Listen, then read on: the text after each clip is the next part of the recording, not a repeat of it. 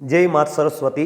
नमस्कार मित्रों, मैं हनुमान सोनी HPS एजुटेक यूट्यूब चैनल पर आपका हार्दिक स्वागत करता हूं। साथियों, यूट्यूब पर जाकर के सर्च करें आप HPS स्पेस एजुटेक, आपको मिलेगा साथियों जनरल हिंदी, जनरल साइंस और जनरल नॉलेज, जिसमें हिंदुस्तान के किसी भी कोने में बैठा मेरा विद्यार्थी चाहे जनरल नॉलेज में ज्योग्राफी हो, हिस्ट्री हो, पॉलिटी हो, इकोनॉमिक्स हो और जनरल साइंस और जनरल हिंदी, कोई भी कंपटीशन एग्जाम हो साथियों, इसमें आपको मिलेगा।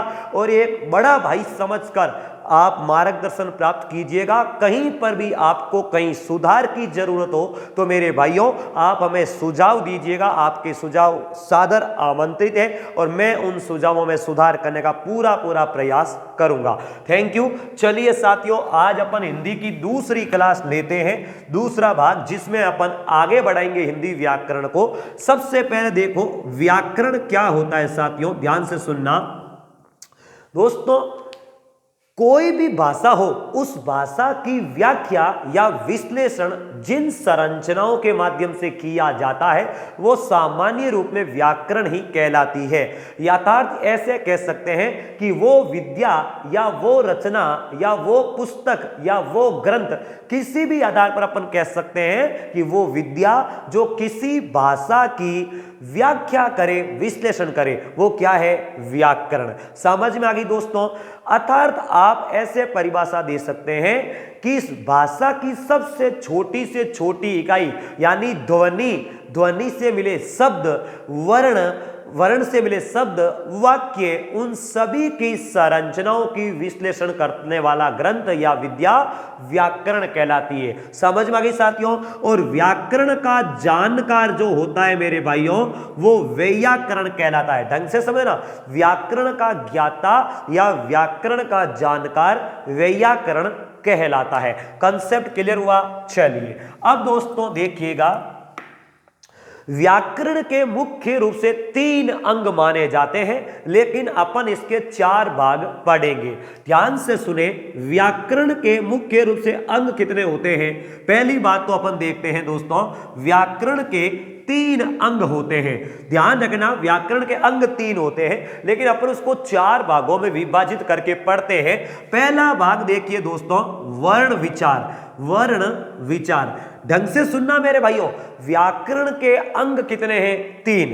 पहला वर्ण, दूसरा शब्द और तीसरा वाक्य। लेकिन अपन इसको पढ़ने के लिए 4 भागों में पढ़ते हैं। पहला वर्ण विचार, दूसरा दोस्तों शब्द विचार और तीसरा साथियों रूप विचार या पद या रूप विचार और चौथा साथियों वाक्य विचार। इन 4 भागों में बांटकर अपन पढ़ते हैं, लेकिन अंग 3 ही होते हैं। आपको पूछा जाए वर्ण विचार क्या है तो सुनिएगा। सबसे पहले दोस्तों, भाषा जो है ना, उसको दोस्तों भाषा की सबसे छोटी इकाई जो होती है वो होती है ध्वनि। ढंग से समझना, पहली बात तो दोस्तों आप ये समझना, वर्ण विचार, शब्द विचार, पद रूप विचार और वाक्य विचार, ये अपन 4 रूप में पढ़ेंगे। और व्याकरण के अंग होते हैं 3। कितने अंग होते हैं मेरे भाइयों? 3 अंग होते हैं। कौन सा? सबसे छोटा वर्ण पहला, और दूसरा दोस्तों वर्णों का सार्थक समूह शब्द, और तीसरा मेरे साथियों शब्दों का सार्थक वाक्य में शब्दों का सार्थक समूह या भावार्थ की दृष्टि से सबसे छोटी इकाई वाक्य। व्याकरण का सबसे बड़ा अंग वाक्य। ये 3 अंग होते हैं दोस्तों, ध्यान रखना। अब अपन एक एक पर बात करें तो देखो, सबसे पहले दोस्तों अपन वर्ण विचार के बारे में समझेंगे। वर्ण विचार क्या होता है मेरे भाइयों? देखो, भाषा की सबसे छोटी इकाई यानी लघुतम इकाई जो होती है वो होती है साथियों ध्वनि। क्या होती है? ध्वनि। चाहे कोई भी भाषा हो मेरे भाइयों, भाषा की सबसे छोटी से छोटी और छोटी से छोटी इकाई को कहते हैं मेरे भाइयों लघुतम। ध्यान रखना, भाषा की सबसे छोटी इकाई जो होती है उसको कहते हैं ध्वनि। और दोस्तों ध्वनि को ही दूसरी भाषा में कहते हैं स्वन। ध्वनि भाषा की सबसे छोटी से छोटी इकाई है। इसी ध्वनि को अपन जो है स्वन के नाम से जाना जाता है। लेकिन याद रखें मेरे भाइयों, भाषा की जो सबसे छोटी इकाई होगी वो ही मौलिक आधार कहलाएगी, वो ही प्राथमिक इकाई होगी, वो ही प्रारंभिक इकाई होगी, क्योंकि जहां से शुरुआत होती है वो ही प्राथमिक, प्रारंभिक, मौलिक या आदि होती है। तो ध्यान रखना, ध्वनि सबसे छोटी है तो ध्वनि ही होगी।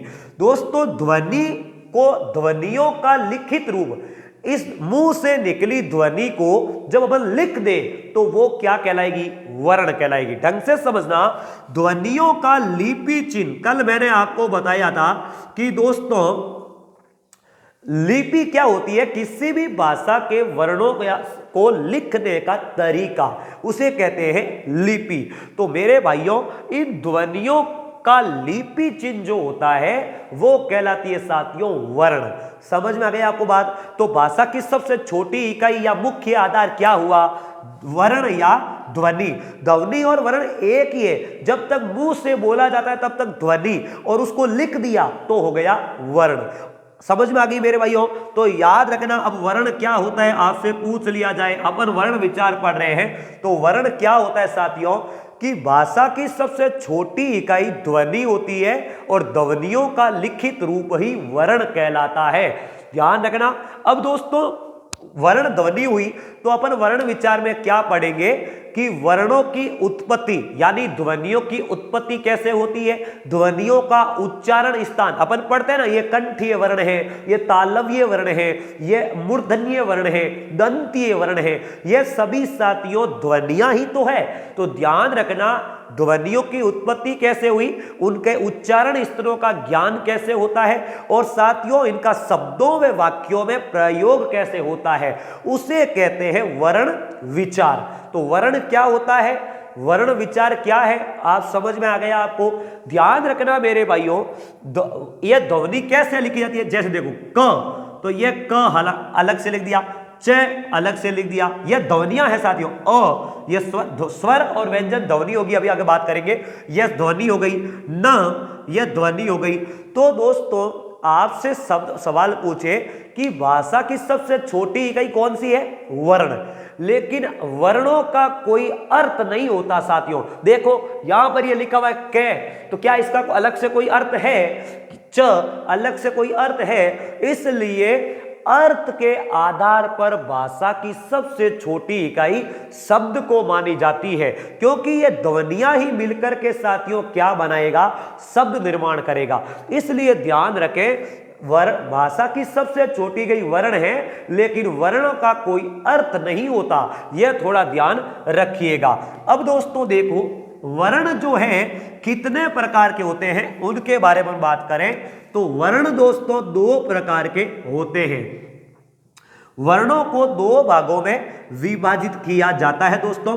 पहला है मेरे भाइयों स्वर और दूसरा है मेरे भाइयों व्यंजन। ध्यान से सुनना, स्वर और व्यंजन, अंग्रेजी में वोवेल एंड कॉन्सोनेंट।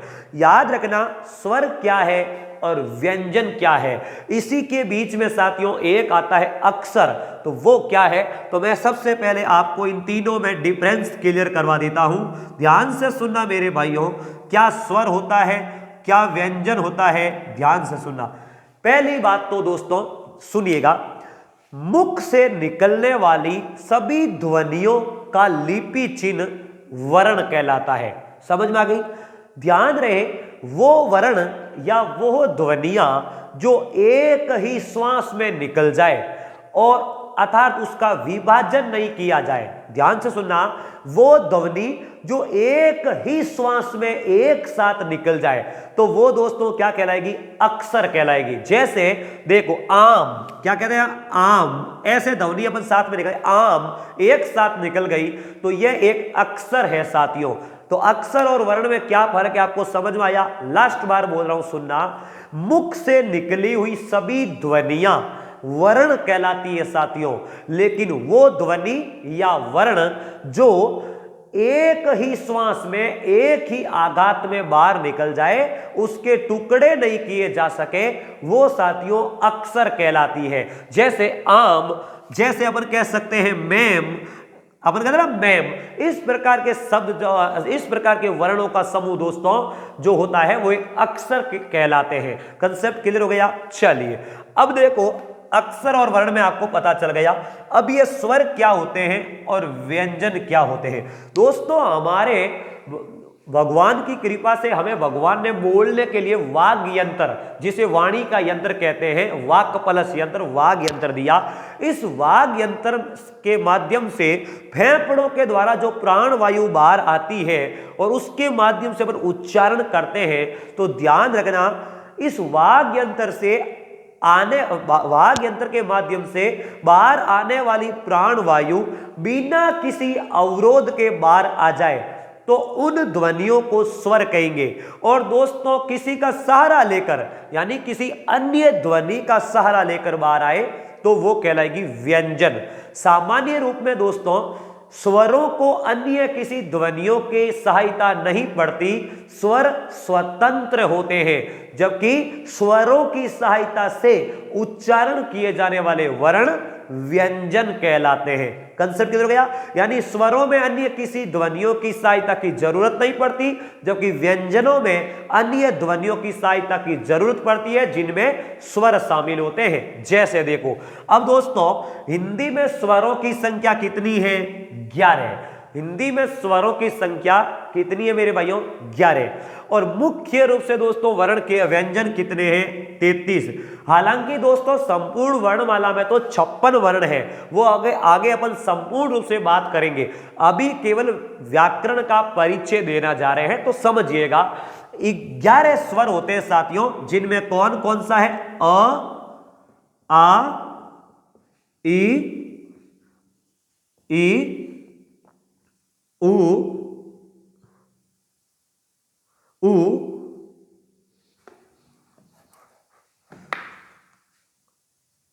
बड़ा ऊ, री, ए, आई, ओ और औ। यह दोस्तों मुख्य रूप से हिंदी में 11 स्वर है। सुनिएगा अ, आ, ई, उ, बड़ा ऊ, री, ए, आई, ओ और औ। याद रखना दोस्तों आपको कभी कभी कंफ्यूजन यहां पर हो जाती है। यहां पर दोस्तों मात्रा तो ऊपर एक ही नहीं लगी हुई है और यहां पर मात्रा केवल एक लगी हुई है, लेकिन जैसे ही ये दोस्तों व्यंजन के साथ जुड़ते हैं तो यहां पर मात्रा नहीं है तो भी एक मात्रा हो जाती है और यह मात्रा एक है तो 2 हो जाती है। यहां पर आपको कंफ्यूजन कर दिया जाता है क्योंकि यह मात्रा दीर्घ है मेरे भाइयों, ध्यान रखना। जैसे एक उदाहरण दे रहा हूं ऐतिहासिक, तो ऐतिहासिक में दोस्तों मात्रा दीर्घ की आती है, इसलिए ध्यान रखना यह ऐतिहासिक में मात्रा दीर्घ वाली है यानी कि आई वाली मात्रा है, यह थोड़ा ध्यान रखें। तो यह 11 स्वर है। अब दोस्तों व्यंजनों की बात करूं तो मुख्य रूप से 33 व्यंजन है। याद रखना दोस्तों पर आप जो बारहकड़ी पढ़ते हैं तो अंग और अह, यह दोस्तों आपने 2 ध्वनियां पढ़ी होगी स्वर वाली, साथ में ध्यान रखना। याद रखें मेरे भाइयों यह ध्वनियां जो है अयोगवाह ध्वनि कहलाती है। अयोगवा का मतलब क्या होता है साथियों? यह ऐसी 2 ध्वनियां हैं जो व्यंजनों के साथ में नहीं जुड़ती। व्यंजनों के साथ में केवल 11 स्वरों की ध्वनियां ही जुड़ती है। यह ध्वनियां केवल एंड केवल स्वरों के साथ में ही जुड़ सकती है। केवल एंड केवल दोस्तों किसके साथ जुड़ेगी? स्वरों के साथ ही जुड़ेगी, व्यंजनों के साथ में नहीं जुड़ती साथियों। यह आप थोड़ा ध्यान रखिएगा। समझ में आ गई बात? आपको ध्यान रखें। तो यह ध्वनि है कैसी दोस्तों? ध्यान रखें यह ऐसी ध्वनि है मेरे भाइयों, इसे कहते हैं अनुस्वार। अनुस्वार कहते हैं, ध्यान रखना, अनुस्वार। और यह दोस्तों विसर्ग की ध्वनि है। ध्यान रखना विसर्ग की ध्वनि है। यह दोनों स्वरों के साथ में जुड़ती है। देखो स्वर है ए, तो स्वरों के साथ में जुड़ती है, व्यंजनों के साथ में नहीं। यह थोड़ा आप ध्यान रखिएगा। 33 व्यंजन दोस्तों, जिसमें क से लेकर के ये सब हलंत होंगे साथियों। ये व्यंजन जो होंगे ना सब हलंत होंगे। ऐसा क्यों? ऐसा इसलिए क्योंकि इसको उच्चारण करने के लिए अन्य ध्वनियों का सहारा लेना पड़ता है जो स्वर होते हैं। तो ध्यान रखना ये सब हलंत है साथियों। क, ख, इस प्रकार साथियों मैं तक जो होती है 25 ध्वनियां स्पर्श हुई। फिर य, र, ल, व 4 और दोस्तों स, स, स, ह 4। यह कुल मिलाकर के 25 और 8 33 होते हैं। हालांकि संपूर्ण वर्णों की संख्या दोस्तों 56 मानी जाती है मानक हिंदी वर्णमाला में, लेकिन वो अपन आगे बात करेंगे संपूर्ण। अभी केवल आपको परिचय समझना है। तो यह दोस्तों 33 व्यंजन और 11 स्वर कुल मिलाकर हिंदी में 44 वर्ण सामान्य रूप से माने जाते हैं। 44। अब दोस्तों देखिएगा, यह तो हुआ हमारा वर्ण विचार। दोस्तों दूसरा आया शब्द विचार। ध्यान रखना, वर्णों का सार्थक समूह या सार्थक ध्वनि, सार्थक ध्वनि, ध्यान से सुनिएगा मेरे भाइयों। अलग अलग जो ध्वनि होती है या वर्ण होता है उसका कोई अर्थ नहीं होता। तो दोस्तों जब ध्वनियां मिलती है तब उसमें क्या बनता है? अर्थ बनता है। इसलिए साथियों वर्णों का सार्थक समूह शब्द कहलाता है। सार्थक शब्द लिखना दोस्तों, सुनिएगा, वर्णों का सार्थक समूह ही शब्द कहलाता है या सार्थक ध्वनियों का समूह ही शब्द कहलाता है। ऐसा क्यों? देखना मेरे भाइयों, यह क, अ, म,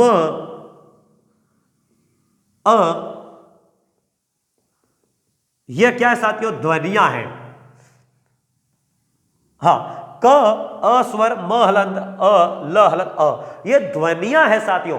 अलग से इनका कोई अर्थ नहीं है। लेकिन दोस्तों जैसे ही इसको शामिल करेंगे तो क्या बन जाएगा? कमल। देखो अ इसमें मिलेगा तो क पूरा बनेगा, इसमें ए मिलेगा तो मैं पूरा बनेगा, और इसमें ए मिलेगा तो ले पूरा बनेगा। इसलिए साथियों यह शब्द बना कमल। और कमल का साथियों एक अर्थ होता है। जैसे ही मैं बोलूं कमल तो आप सबके मन में विचार आ सकता है, या तो कोई लड़के का नाम हो सकता है या पुष्प का नाम हो सकता है, कुछ न कुछ तो कमल है। तो रिपीट कर रहा हूं मेरे भाइयों, सुनना, शब्द या शब्द विचार क्या होता है मेरे भाइयों? व्याकरण में शब्द सार्थक ध्वनियों का समूह शब्द है। शब्दों की उत्पत्ति कैसे होती है, शब्दों का निर्माण कैसे हुआ और शब्दों का वाक्य में प्रयोग किस आधार पर किया जाए, इन सभी संरचनाओं का अध्ययन शब्द विचार में होता है।